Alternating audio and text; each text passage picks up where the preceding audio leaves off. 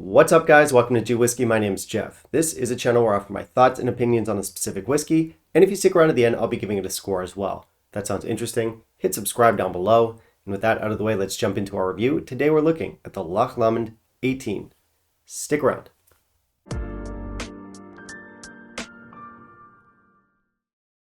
Alright, so I want to start off by wishing everyone a warm and happy new year. I figured I'd start the year off with a video about a pretty widely requested whiskey. I've got the Loch Lomond 18 with me, and this is one I know a lot of you out there are pretty big fans of. Now, Loch Lomond had one hell of a year last year. They pretty much exploded out of obscurity. Prior to that, they were not really well known. They were not well respected, but now they've become something of like a mainstream staple among us whiskey nerds, and it seemed to come out of nowhere. The 12 in particular seems to be charming, winning a lot of people over. I did review the 12-year-old last year, decent stuff, but I wasn't quite as charmed with it as a lot of you out there seem to be. But of course, that doesn't mean I'm willing to write off the brand entirely. I am a sucker for a well-aged whiskey, and this is one of the more affordable 18-year-olds on the market, so why not? We don't get too much info about this stuff, whether you're looking at the label, whether you're looking online. There's not a lot to be learned about the maturation. We do know it's gently peated. The website says it's matured in the finest oak casks, which is not very specific. That's like if you ask someone where they're from and they answer a country. Technically, you've answered my question. I do have follow-ups. To be fair, the label does say American oak casks, but we don't know much beyond that. We don't have any details. I don't know if there's any sherry involved. I don't know if this is like a finished whiskey. I do wish we knew a little bit more about it. Again, I did check online, but I couldn't find too much. So if any of you guys out there know more than I do about this stuff, feel free to enlighten us all down below in the comments. Anyway, yeah, Loch Lomond, as I said, there's a lot of buzz surrounding this brand right now. It's really shot up in popularity, and it's a really unique whiskey. Personally, I would describe it as characterful, but not for everyone. Which, ironically, is precisely how my mother describes me. Anyway, let's find out if the 18 floats my boat. Again, I was not in love with the 12, although I'll be the first to admit that it is a genuinely interesting whiskey. So let's jump into our review, and in the meantime, if you could kindly leave a like down below, that'd be greatly appreciated. So we do have some decent specs here, although there is room for improvement. Our ABV comes in at 46% ABV. I said ABV twice. We do not have any chill filtration, which is fantastic. Unfortunately, this is a colored whiskey, so 2 out of 3. So for presentation, I don't really like this bottle. They have a different bottle up on the website. That one looks like this, which I guess is better. It's a step up from this one anyway, but yeah, I don't like the whole aesthetic here. I don't like the stag logo. I don't like the label. I don't like even the color of the bottle. I don't think it suits it. 1 out of 5 for presentation.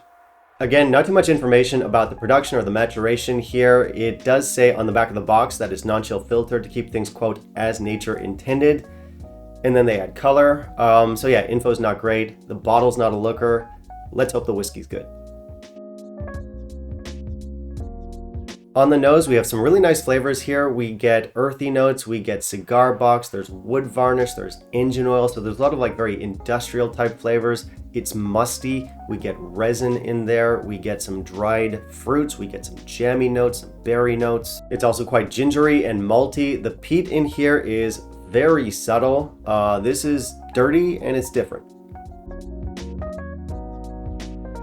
The palate and the finish give us honey, malt, baking spices. There's berry jam like blackcurrant jam, blackberry jam. There's apple pie. And we get some more of those dirty notes like engine oil, oily rags, and cigar box. Our finish is medium in length. Okay, so I want to go back to what I said a little bit earlier about the Loch Lomond profile. I said it was characterful, but not for everyone. And I think that remains the case here. Although for me, I find this to be much more accessible than the 12-year-old. Actually, not just more accessible, I find it to be more enjoyable. I really like this whiskey, actually. I think it's really good. I think the age and the rounded fruitiness offer a nice counterbalance to those more dirty, challenging flavors. Of course, it is still dirty, it is still funky, unique, challenging, it is all of those things, but we've got more sophistication and softer edges, and I just like how that kind of works together.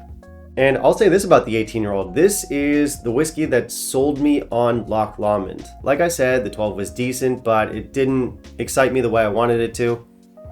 But this one does. This one really is enjoyable, and I get it now. I get why people who are maybe chasing a Springbank alternative, come to these guys. It's really fun stuff. And aside from the 12, I have had a few other whiskeys from these guys. I've had the 14. That one was recommended to me by a malt activist, who's a great channel, by the way. You should check him out.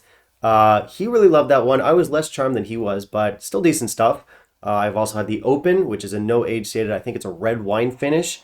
Again, decent, didn't blow me away. But this one, like, this is the one, guys.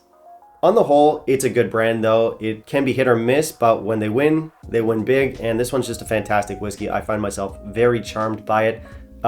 Be warned, it's not quite as complex as maybe some other 18-year-olds out there. We'll get to that in a moment. And it's also just a little bit more challenging. Like I said, this is very far from being a conventional profile. So at the end of the day, I think this will be very much a love it or hate it whiskey for a lot of you out there. But if you're a fan of those dirty, funky, kind of industrial profiles, if you like those kinds of flavors in your whiskey, then this should suit you. So yeah, if you're the type of person that likes to chow down on industrial machinery and suck on oily rags and chew on cigar boxes and wash it all down with some wood varnish, you're gonna love this stuff. Also get help, you're not normal. Overall, I'm really pleased with this whiskey. I think it's got a lot going for it. If I were to complain, I might say that I wish the flavors are a little bit more distinguishable. Like, the flavors here tend to be a little bit melded together where it's kind of hard to pick the individual ones apart. So you might not get the same clarity and sense of complexity that you can get with other 18-year-olds or with other aged whiskeys, at least not right out the gate. And that's not to say the complexity isn't there. You just might have to dig for it a little bit more. It's a very minor gripe. I don't even know if that makes sense to a lot of you guys out there. You know, sometimes when you're talking about whiskey and our subjective experience with whiskey, that kind of thing can be hard to put into words, but an effort was made. For score, I'm going to give this one an 89. I think it's a really good whiskey. It's my favorite Loch Lomond. Again, it's the one that sold me on this brand. And listen, it is love it or hate it. Some of you will not get along with this stuff, but I promise, even if you don't, you're not going to be bored. This is not a boring whiskey. Now let's talk about value. So as a value proposition, I think this is a great bottle of whiskey. Loch Lomond pretty much across the board has very good pricing, very fair pricing. In my market, this is one of the cheapest 18-year-olds that you can get for your money. And while it's definitely not my favorite 18-year-old, it is one of the more characterful and memorable ones. And of course, I did score at 89, so obviously I think it is very good too. It's not just like it's different. No, it's really good stuff. Again, great bang for buck. I think it's worth every penny, so this one comes very highly recommended. All right, that's it for today, guys. Thank you very much for watching. If you want to help support the channel, please consider becoming a patron. Otherwise, you can like, comment, and subscribe. That is always appreciated. Of course, I do want to hear from you. Have you tried Loch Lomond 18? How would you say it compares to the rest of the line? How would you compare it to the 12? What were your thoughts on it? Let me know down below. Also, below in the comments, you can tell me what you want to see me review in my upcoming videos, and I'll keep it in mind. Thanks for watching. We'll see you next time.